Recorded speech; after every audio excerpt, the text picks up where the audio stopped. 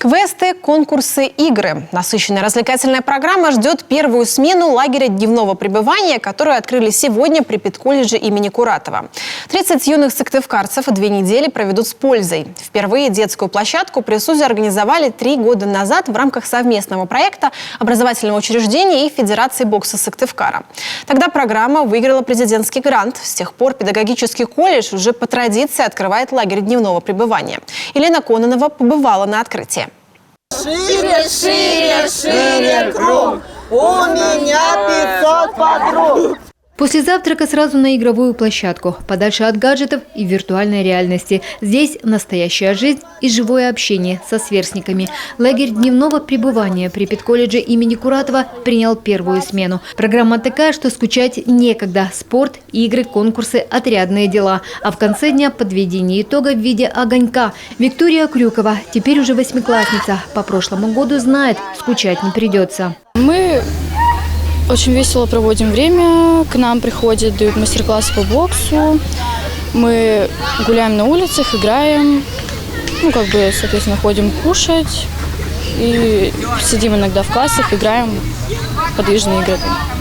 Целеустремленный, порядочный, пунктуальный. В общем, целый список положительных качеств, которыми должен обладать хороший вожатый. У Виктории Жуковой, завтрашней учительницы начальных классов, это первый опыт вожатства. Но, говорит, ей уже нравится. В плане досуга предусмотрела все.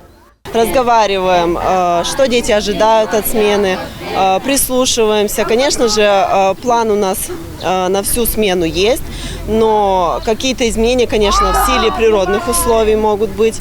То есть, если у нас запланировано на улице, мы можем, например, при дожде зайти в помещение и провести мероприятие. У нас все подготовлено. В роли вожатых студенты 3-го курса педколледжа. Все они прошли спецкурсы по учебной программе. В аудиториях была теория, здесь уже практика. Производственная, прямо в стенах СУЗа. Это очень удобно. Во-первых, чисто географически, что им не надо никуда выезжать, все здесь рядышком. В любом случае, всегда они могут получить какую-то необходимую консультацию своих преподавателей, которые здесь же находятся. Впервые детей летняя площадка при педколледже приняла 3 года назад. Лагерь организовали совместно с Федерацией бокса города Сыктывкара. Этот проект тогда выиграл президентский грант. С тех пор СУЗ ежегодно организует отдыхи для школьников на своей базе. А тренеры для ребят проводят занятия с элементами бокса в игровой форме. Многие после знакомства с суровым видом спорта записываются в секции. Бокс – это умный вид спорта. Это учит вообще человека быстро принимать решения, реакция, координация, физические нагрузки.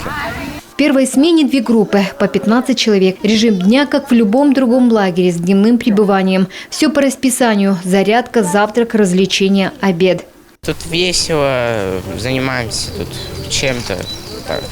Позитив тут можно набрать. И еще, здесь все организовано по мерам безопасности от коронавирусной инфекции. Для лагеря в здании выделили 2-й этаж с отдельным входом. Даже есть изолятор. Все сотрудники перед открытием площадки сдали тесты на ковид. Ну и, разумеется, все, что положено по классике. Утренние фильтры для ребят, обработка и проветривание помещений. Словом, сделано все, чтобы школьники могли не только провести время весело, но и безопасно. Елена Кононова, Олег Костромин, телеканал Юрган.